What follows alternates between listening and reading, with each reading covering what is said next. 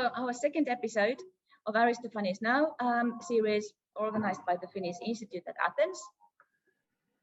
The second online lecture this evening given to us by Vesa Vahtikari, whom I'm going to introduce you very briefly. So now, ancient theatre and ancient Greek theatre particularly has inspired both with its tragedies and comedies, Vesa Vahtikari. Vesa started studying Greek and Latin at the University of Helsinki in 1996. He wrote his master's thesis on the tragedies of Euripides in 2001 and defended his PhD dissertation, which was entitled Tragedy Performances Outside Athens in the late 5th and the 4th centuries BC. It was published in 2014. Vesa is currently carrying out research with a preliminary title, Art of Acting in Classical Greek Drama, Movements, Gestures, Poses, and Body Language in the Tragic and the Comic Actors. Vesa has published the translation of Sophocles' Electra into Finnish as recently as 2018, and Euripides' Hecuba 2 years later. And his translation of Aristophanes' Acharnians will be published in 2022. And he's currently writing a handbook of ancient Greek theatre in Finnish. So he's really the very good man to talk us about Aristophanes, and his choice has been the very rich and the treasure of language, particularly that Aristophanes uses with his sexual metaphors. And Vesa will tell us more about that now this evening. But now, Vesa, the scene is yours. Welcome and enjoy, everyone. Let's talk about sex. Thank you, Petra. Good evening to everybody and greetings from Helsinki. It's a nice thing that today we don't have any big football game going on, so we have time to concentrate on Aristophanes and sex. I will try now share screen. I will show you a PowerPoint. First, I want to say a couple of words about humor and comedy and what do we laugh at. It's not that obvious if you come to think of it. Before going to details, I want to quote Aristotle. Aristotle, in his Poetics, he writes mainly about tragedies, but he says something about comedy.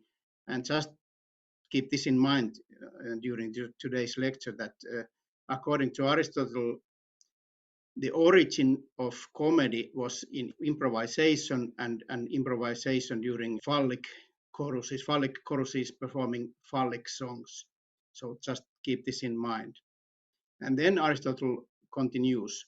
Comedy, as we have said, is a representation of inferior people, not indeed in the full sense of the word bad, but the laughable is a species of the base or ugly.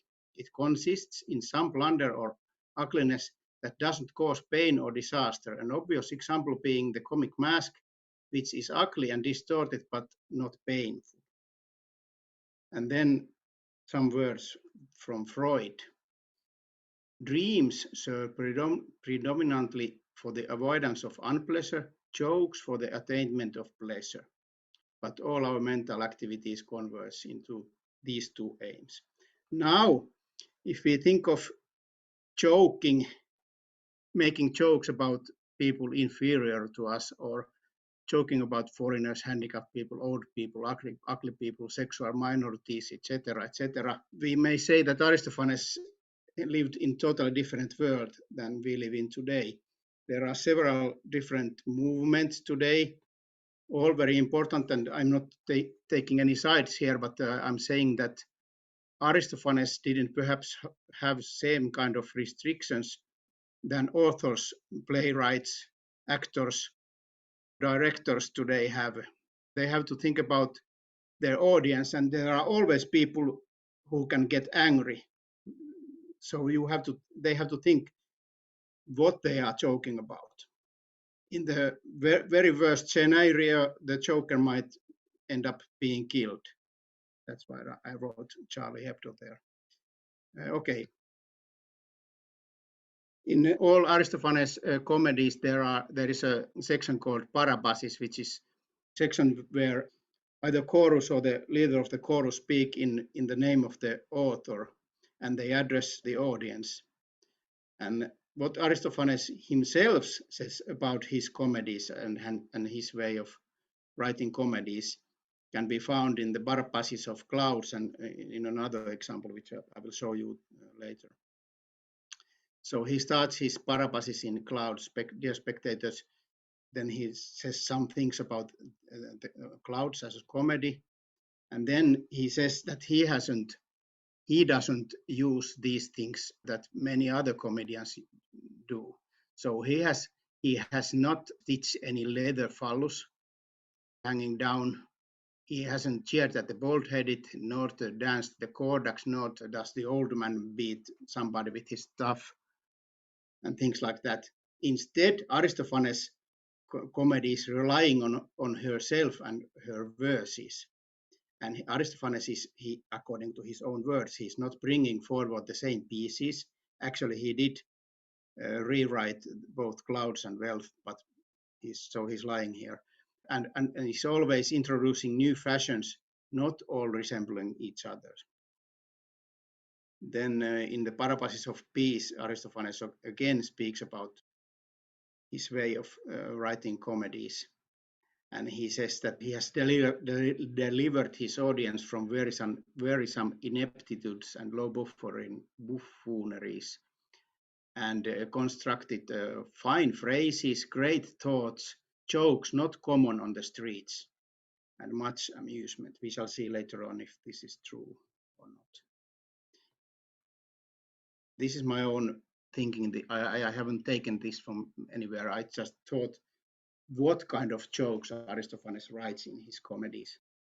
First of all, he has political humor. He's joking about actual living persons who were sitting in the audience. He's mocking politicians, generals, Athenians, Spartans.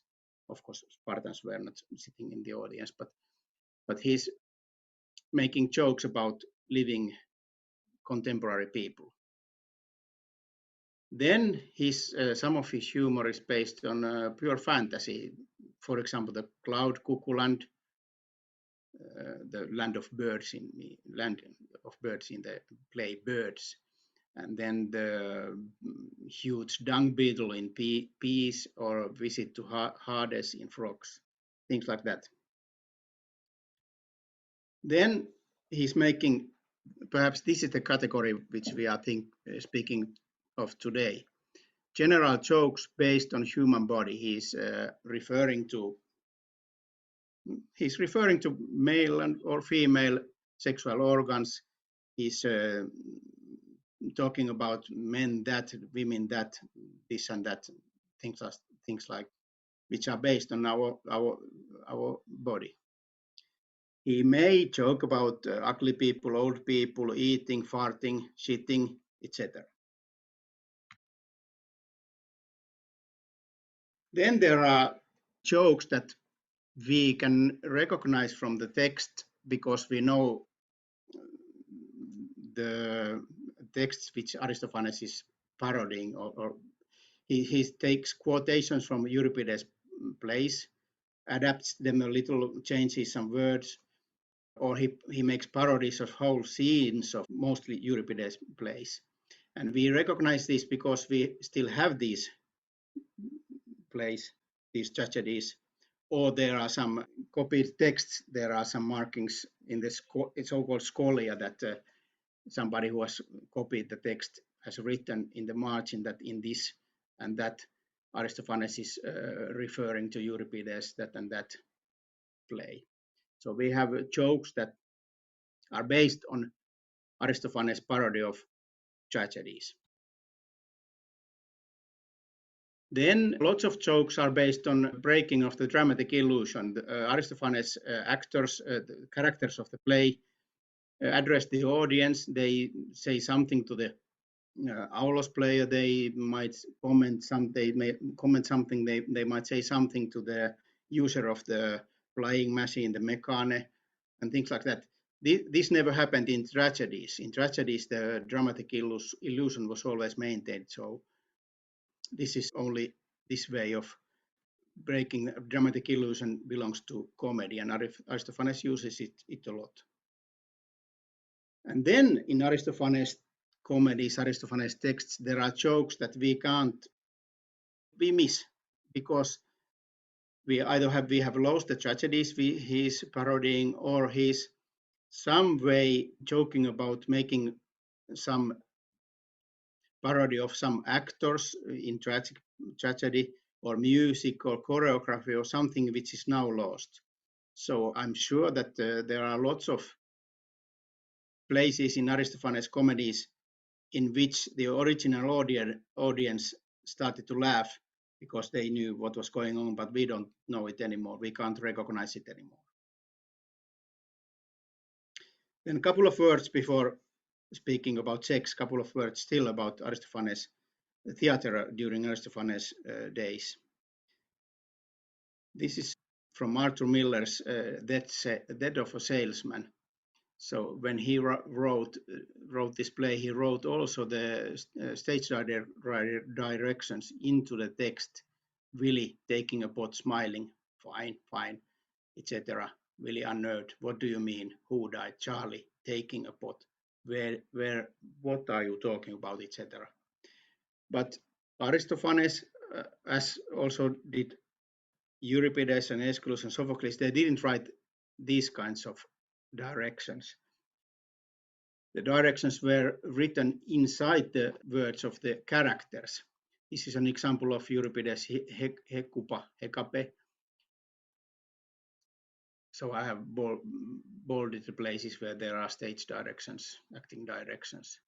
Grasp my eighth hand, take me, support me, guide me, lift me. I see you hiding your right hand beneath your robe and turning away. So this is the difference between modern plays and comedies of the day of Aristophanes. And costumes and masks, you have to remember that all the actors wore masks that covered the whole head, not just the face. And in this picture, the comedy actors are on the right side, and the one actor on the left side is an actor from tragedy. And the actors of comedy had some kind of underwear with phallus. So it looked different from the theater of today. Just to remind you, there's another picture, and the person on the left, his phallus is red, as Aristophanes wrote in the Parabasis of Clouds. And they might have had a fake bottom, fake breasts, fake belly, etc. So just to remind you, the clothes of an actor of old and middle comedy consisted of the under costume and the outerwear. And if they didn't have any outerwear, they were considered as being stage naked, so-called. I wanted to show you this picture. I actually bought these two costumes on the left from a net shop when I was searching something for my daughter's birthday. I saw this and I had to buy those costumes because this is perhaps slightly looking the way the costumes of the comedy actors really looked like. And the masks, as I said, they covered the whole head, not just the face. And the masks of old people were different from young people. And so this is, of course, costumes and masks of Aristophanes' plays didn't look like this, but I just wanted to show this slide to you. And then one word about stage props. There are lots of small objects that the actors carried, had in their hands, weapons, musical instruments, furniture, etc., statues. So all this is now lost, and we can't recognize all this from the texts of Aristophanes, but there is a way to use, there are several ways to use these stage props and costumes to make the audience laugh, and also in regard to sex also. So this is just before, now we shall talk about sex, but I wanted to say these things first. Now, into today's topic. What kind of sex jokes did Aristophanes write? First of all, he is talking about sexual organs, sexual intercourse, different ways of having sex with proper names, proper vulgar, obscene Greek words, not hiding anything. Then there are jokes which are based on double meaning of some words. There are many words in Greek language meant something, perhaps on some animal or something, and then also they had a sexual meaning also. I will give you examples later on. Then Aristophanes is playing with the names of his characters.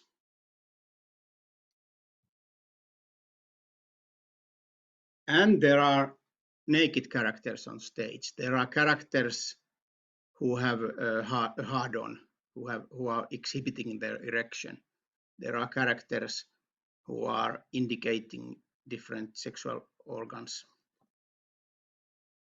And then there are some gestures which the actors made. We can get this from the text, but we don't know what kind of gestures that they made, but there were such gestures. I will give you some examples. Now, the play to start with, when we are speaking about Aristophanes and sex, is of course Lysistrata, which is basically about, in short, it's women are going to sex strike in order to have peace. So they don't give sex to their husbands before there is peace. And now this is these words are from the quite in the early beginning of the play. Lysistrata. Then I'll expose my mighty mystery. O women, if we would compel the men to bow the peace, we must refrain. Myrrhine asks. From what? Oh, tell us, Lysistrata. Will you truly do it then, Myrrhine? We will, if we must die for it, Lysistrata. We must refrain from every death of love.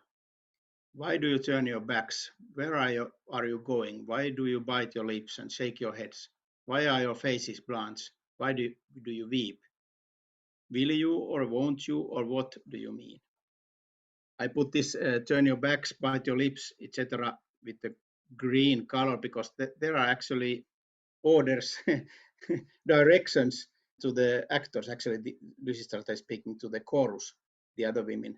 So they are, I'm sure that they did turn their backs or shook their heads when Lysistrata said that they have to refrain from love. In this translation is from 1907. Now, the word used there, the Greek word used there is peos, which the women have to give up not having. Its direct translation would be cock or prick, but it has been translated in different ways in different translations. There are only some. The Choice of Love, 1878, Copulation and Concubinage, 1953, Sleeping with Them, 1957, Sex, 1973, Cock and Balls, 1990, Cock, 1996, Prick, 1998, Letting Our Husbands Slay Us, 1999, Penises, 2003, Phallus, 2004. There are plenty of ways to translate this into English as also in Finnish also. So, but the word Aristophanes is using is the basic vulgar word for male penis. Then another example of Aristophanes speaking about sex. There's the chorus leader from the birds. So speaking about how nice it is to have wings. And he says that if he were winged, he would fly off, go home and dine and come back with us, his stomach filled. So if one of the persons were hungry and had wings. Some Patroclides needing to take a crap wouldn't have to spill it out on his cloak, but could fly off, satisfy his requirements, let a few farts, and having recovered his breath, return. If one of you, it matters not who, had adulterous relations and saw the husband of his mistress in the seats of the senators, he might stretch his wings, fly to her, and having laid her, resume his place. It seems that a constant fear for the men of Aristophanes' day was that their wives were cheating on them. And this is just an example from Aristophanes of this fear. Now some Greek words. I don't know how many of you know ancient Greek language, but there are some words you can now try to remember. Peos is the most frequently used. Osthe, a small member. Sathi is a normal-sized organ. Psole is penis ready for intercourse or hard-on. Kystos is the most vulgar term for women, private parts. Koiros is the word slang version, but it has another kind of meaning, which I will tell you just in a minute. Proktos is anus. Two words for the verb have sex, fuck, are binein and kinein. They are the most used ones. I shall not read all these. You can perhaps take a look at them now, but we shall soon go on because I have lots of examples.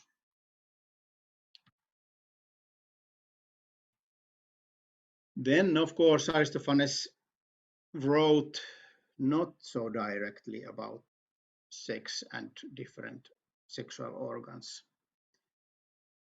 All sorts of weapons and hard elongated objects, spear, sword, spit, horn, tail, etc., can be understood as referring to penis, and nuts for testicles, just like today in many other languages also, in English or in Finnish.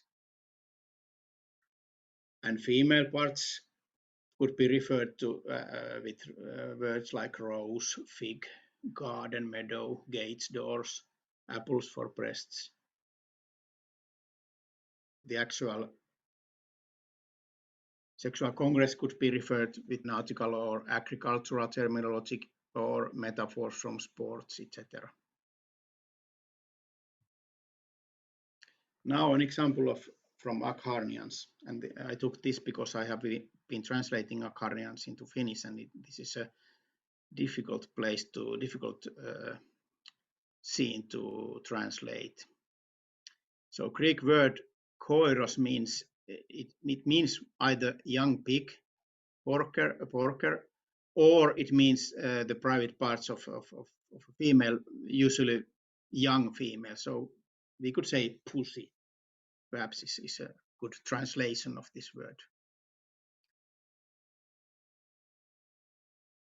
And now in the Acharnians, there is a scene in which Dicaeopolis is having a private market and a Megarian is coming there to sell his products. First, the Megarian tells he's actually selling his two daughters. And the whole scene is based on this double meaning of this word, koiros, which means young porker and pussy. So Megarian tells her two children, I'm going to disguise you as little porkers. Fit your hands with these hooves and take care to appear the issue of a sow of good breed. Then they are speaking about different products, garlic, salt, etc. And then Dicaeopolis asks, what do you bring them? Megarian answers, little souls, like those they immolate at the mysteries.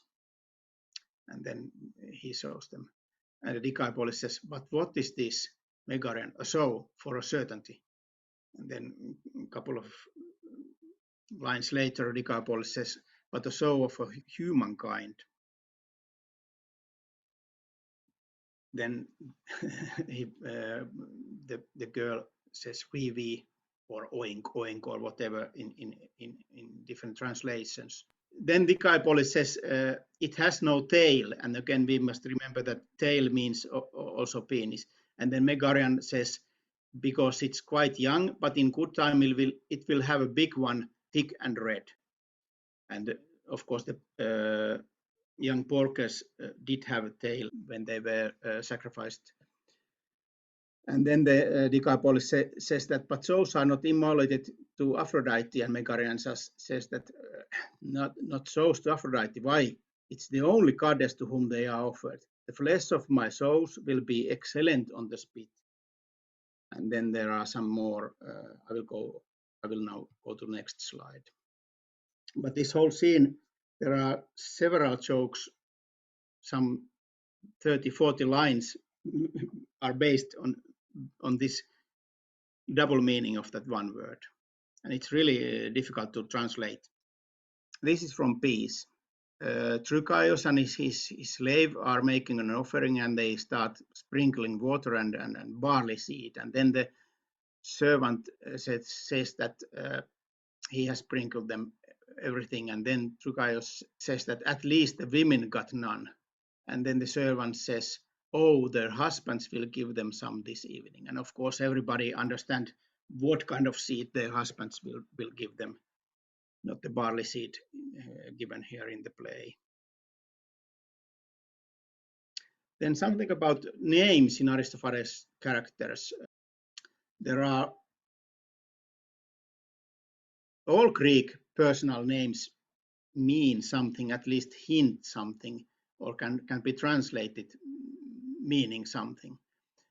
And in tragedies, there are persons like Agamemnon and Orestes, etc. The poets who wrote tragedies, they didn't invent the names, at least most of them, but they had the same names all the time. But the persons who wrote comedies had to invent all the whole plot and the names for all the characters. And this is one place for Aristophanes to make jokes. He invented lots of different names to his characters, which mean something. And this is from Clouds. The actual naming process of a son, firstborn son, was so that usually the firstborn son got the name of his grandfather. And then people wanted to add something, perhaps some elements to the names, perhaps hippos, horse, or something. But actually, Aristophanes is telling in his Clouds the way the Greeks gave names to their sons and daughters also. So there are names like Philocleon, Lovecleon, Pledocleon, Lothocleon in wasps, in birds, Euelpides, which means son of good hope, optimist, and Peisthetyrus or Pisthetyrus, loyal friend or person who persuades his friends. And then there are names like Xanthias, which is most frequently used slave names, actually in five comedies of Aristophanes. Acharnians, clouds, wasps, birds, frogs. Then there are names of Greek gods and real persons. But then there are names which are pure imagination of Aristophanes. And first there is Kinesias from Lysistrate. And of course this Kinesias reminds us of the verb kinein, copulate, have sex, fuck. And in that play he is called Kinesias from the deme Paionidae. And paiein means also, it means beat, strike, but it means also copulate, fuck, have sex. So this Kinesias is a person who comes to, he wants to have sex with his wife in this play. Then there are other kinds of names in the other comedies, like Koirion, Little Pussy, and Postaliskos, Little Dick in Thesmophoria. And in Frogs, Aristophanes tells us about Sebinos in Greek, which is se-binein, fuck himself, fuck you. And he is from the deme anaplastos. Anaplan means masturbate. And then he says a name called Hippokinos, not Hipponikos, which was actual name, but he has translated it into Hippokinos, which is might be translated as horse fucker. And so there is an example of Henderson's translation of this of these verses. And I hear that Cleisthenes' son is in the graveyard, plucking his arsehole and tearing his cheeks. All bent over, he kept beating his head, wailing and weeping for Hampus of Wankton, whoever that may be, and Callias, we are told, that son of Hippocoitus, fights at the sea in a lion skin made of pussy. Then naked characters on stage. There are, in some Aristophanes comedies, there is a naked objectified woman on stage, in Lysistrata, in Wasps, and in Peace. This is from Peace. And actually, also in those other places, the male actors are looking at the ass of this person, commenting on her outlines. And then in the last sentence there is a joke that needs an academic footnote. The slave says that, well, it's for the Isthmian Games. I'm reserving accommodations for my prick. So Trukaios asked, why are you tracing her outlines? And then this is Henderson's footnote. Isthmian Games, an international contest held biennially at the Isthmus of Corinth. And Isthmus in Greek was sexual slang, meaning the place connecting two legs. So the slave here is making making bookings for his prick at the Isthmian Games. And modern day audience, we need this footnote to understand this joke, sexual joke. Then there are places where persons are actually, characters are actually having a hard-on, showing their erect member on stage. This Kinesias comes to seek his wife, and he says that Lysistrata asks who is it. Kinesias says it's me, a man. Of course, a man.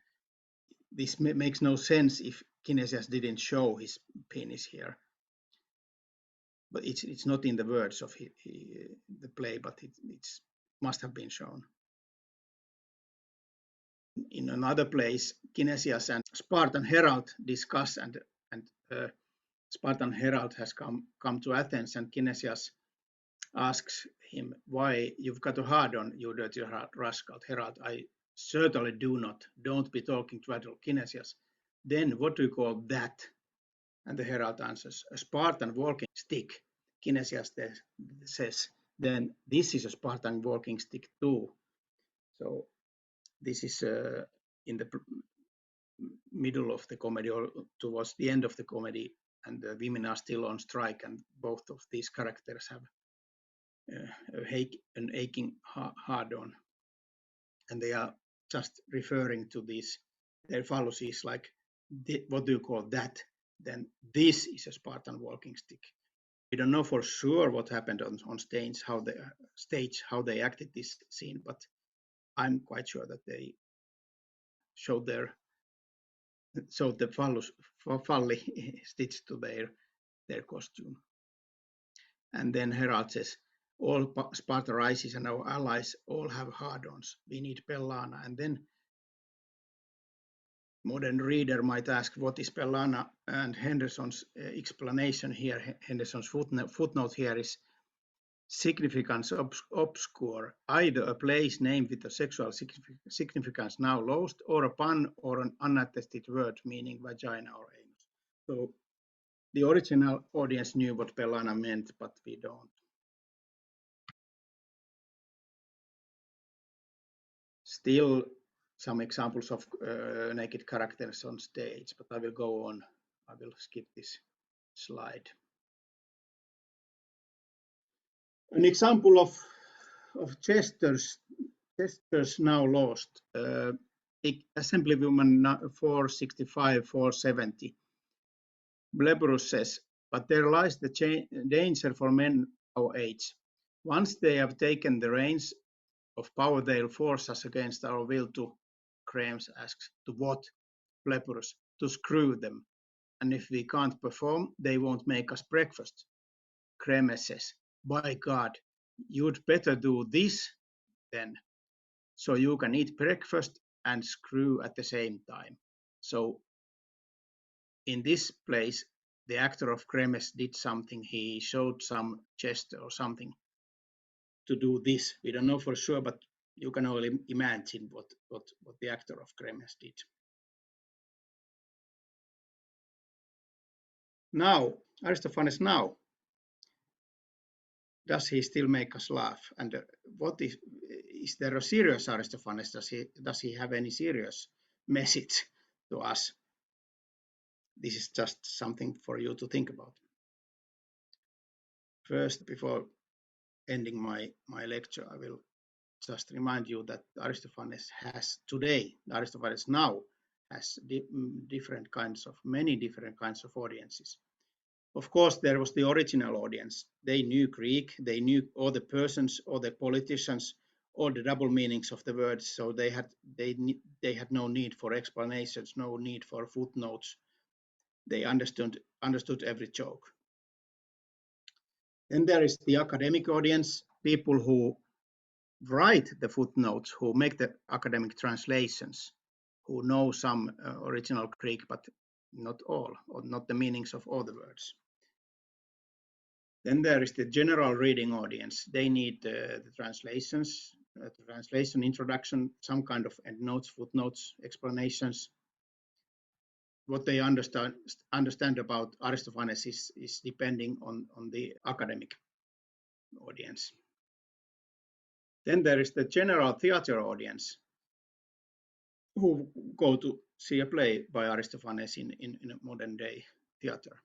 How they get Aristophanes jokes and what they understand about Aristophanes is depending on translation, director, actors, costumes, costumer, set decorator, music, choreography, etc. This is the place to use fake bottoms, fake phallus costumes like they were in the days of Aristophanes. When a modern day director puts on a comedy by Aristophanes, he has to make choices with the costumer and the decorator. And I'm sure that they can, many audiences get the laughs when they go to see Aristophanes, but still they are depending on the actions of actors and director, etc. Then there is a random audience who don't even perhaps know who Aristophanes was and who haven't and will not ever read any comedy or see any comedy by Aristophanes. Perhaps a person sees a poster in a subway train or in a bus, or somebody sees a cover of, for example, Ralph Koenig's Lysistrata in a bookshop, or a cover of some book of translation of some comedy of Aristophanes. I googled some Aristophanes posters. At least they start your imagination running. If I were an ordinary person who didn't know anything about Aristophanes and I saw some kind of this kind of poster in a subway, I would start thinking, who is Aristophanes? What is going on? What is this? Do you see, for example, this poster for Lysistrata? I don't know. At least you see the word sex. And then there is the famous comic by Ralph Koenig about Lysistrata. To end my lecture, the picture on the left side is I got from a colleague of mine a couple of years ago, and it doesn't have anything to do with Aristophanes. But I put it here because I read it. Actual summary of Greek mythology. Zeus, I'm gonna put my dick in it. Everyone, don't put your dick in it. Zeus, too late. Actually, in Greek mythology, there are several stories about Zeus, affairs of Zeus or Heracles or some other hero.